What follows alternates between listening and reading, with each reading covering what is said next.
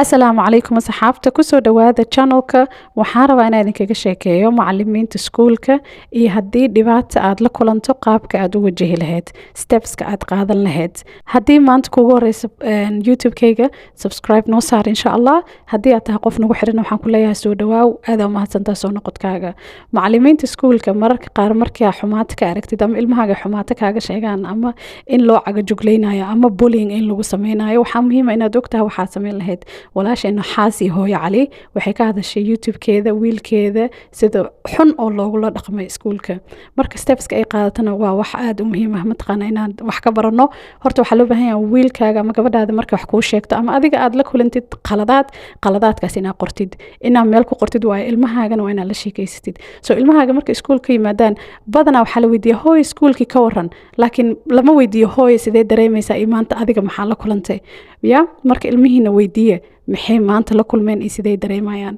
ilmahaaga mar walba hadduu kaaga sheekeeyo macalin hebelaa sidaan yiri ama mataqaana ilmo kalaa sidaan igu sameeyeen ama bullyinga laygu sameeyey ama waa la ii cagajugleeyey, ilmahaaga support sii. support waxaan ka wadaa ilmahaaga dhegeyso, si fiican u dhegeyso hadalkiisa, wuxuu kuu sheegayo, xanuunka haayo, xaguu ka fikirayaa, walwalkiisa muxuu yahay. hadduu ooyayo mataqaana ooyinta waxaa leedahay hooy ii ooy bal aniga horteyda ku ooy, mataqaana si oo asiga emotionkiisa oo dhan iyo dareemihiisa uu kula wadaago. adigana markaas waxaa sameynaysaa kalsoonidiisa dhisaysaa. waxyaabo wanaagsan u sheeg, waxyaabaha uu ku fiican yahay soo xasuusi, waxyaabaha hadduu mataqaana oo dareemayo inuu daciif ku yahay u sheeg inuuna daciif ku ahayn. waxaas u sheegna inaad caawinaysid. markuu ogaado inaad tahay waalidkiis oo caawinaysid, wuu ogyahay inaad tahay waalidkiis, laakiin markuu ogaado inaad caawinaysid oo la rabin dhibaatadaas oo dhan, kalsoonidaas haddii aad siisid mataqaana wuxuu ka qaadayaa kalsooni more extra kalsooni oo kasii qaadaya insha allah.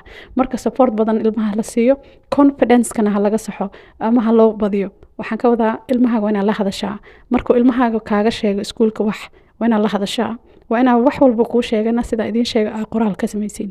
markaas waxaad haysataa caddayntaas oo ah ilmahaaga dareenkiisa iyo wixii dhacay iyo adigoo qortay.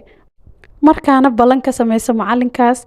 adiga haddaa luqadda taqaanidna adigaaba ku filan, haddii aadan luqadda aqoonina qofaa wadanaysa ama turjubaan halay qabtaa leedahay. mar walba waxaa muhiim ah wadanka aad degan tahay luqadiisa inaad taqaanid si aad isku bixisid.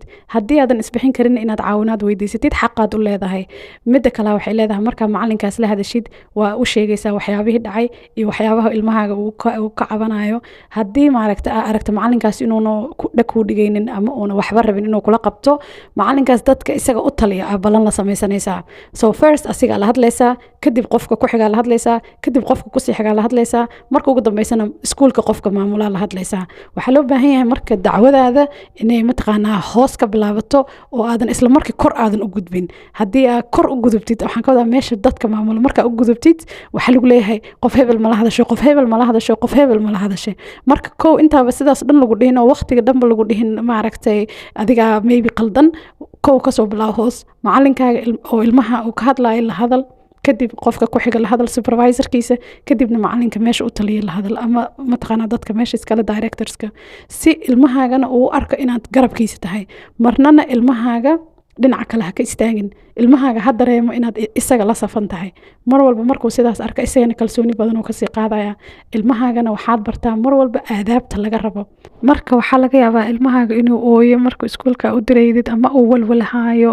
marka intay ku jirtid situationkaas dhan ama investigationka ama inta waqtiga lala hadlaayo macalinkaas ama inta xal laga gaarayo, adigana waa inaad kasii fikirtaa ilmahayga iskuulkan ma kusii jiri doonaa, meeshan ma kusii hay doonaa mise iskuul kalaan geyn doonaa. waa inaad fikirkaaga usii dheeraadaa. lacala haddii iskuulkaas ka baxdiin xaggee kaloo rabtaa ilmahaaga inaad geysid insha allah.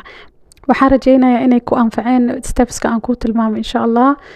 haddii aad ka hesho videogan hanaga ilaawin share, subscribe iyo like. waa inoo mar kale insha allah. asalaamu calaykum waraxmatullaahi wabarakaatuh.